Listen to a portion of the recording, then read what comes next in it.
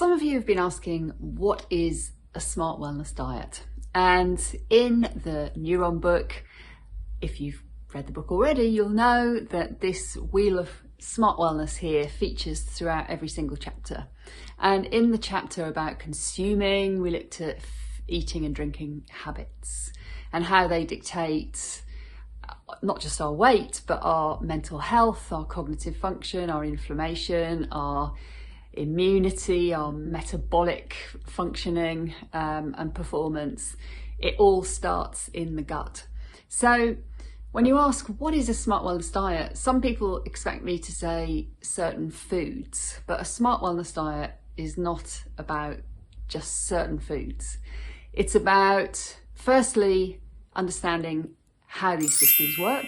So learning about your gut bacteria, understanding how food gets broken down, the different types of diversity of bacteria that we need in our gut, and how that gut microbiome then, through the gut-brain axis and lots of other interactions with organs all over the body, how the bacteria and how the health and diversification of that, the colony of bacteria in our gut, then dictate whether or not we remain well or end up with chronic inflammation and chronic illnesses.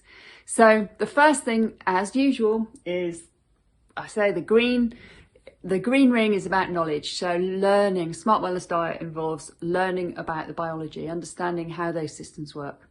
The second part, the second ring, the yellow ring of the smart wellness wheel of wellness, is about looking at the habits that keep that biology on track. So in my particular experiment, I stopped going to the supermarket and I started getting the food delivered to my home. So I stopped eating so much processed foods because I wasn't doing all the impulse buys in the supermarket. So stopped the supermarket, set up a home delivery of fruit and veg box with my friends at Veg Out.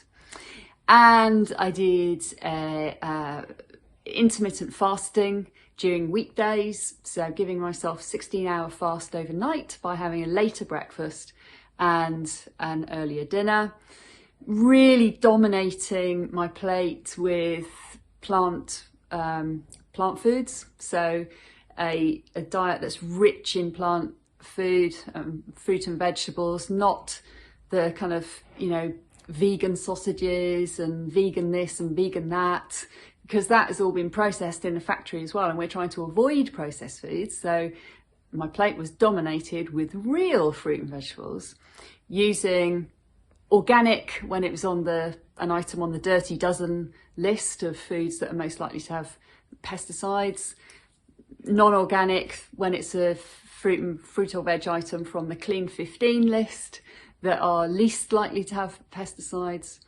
And then the other thing I did when we look at the outer ring, which is about what technology can we use to help give us information to optimize all of those. So I'd learnt that the science, I'd figured out the habits and the routines that I needed to embed in my daily activities and my daily consuming habits. And then I looked at the tech. So I did a gut bacteria test. I did several gut bacteria tests, in fact. And there's quite a lot on the market now. But what I found, they were extremely insightful. I mean, my skin transformed because I realised that there were certain foods that were irritating me and causing reactions and inflammation, even though I had no gut issues at all. But I understood that my gut diversification was terrible. My first gut test was not good. I was quite shocked at how poor it was, and so I needed to eat a lot more. Sauerkraut, kimchi, fermented vegetables, live yogurts like that to rebuild the diversification of my gut bacteria. And what I found a bit of a disadvantage with those tests, though, if I'm being brutally honest, is that they're too good.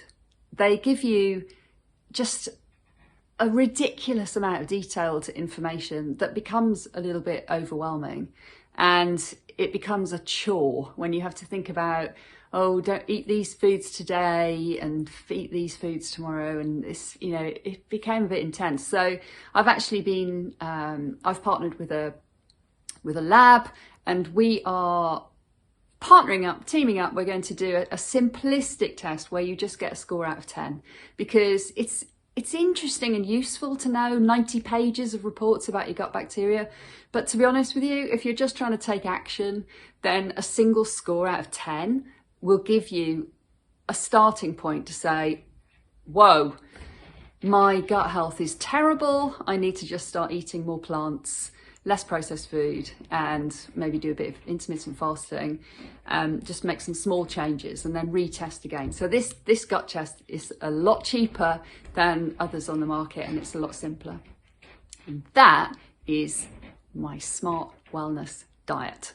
So if you're interested in that, or interested in learning more about the gut test, then drop me a line.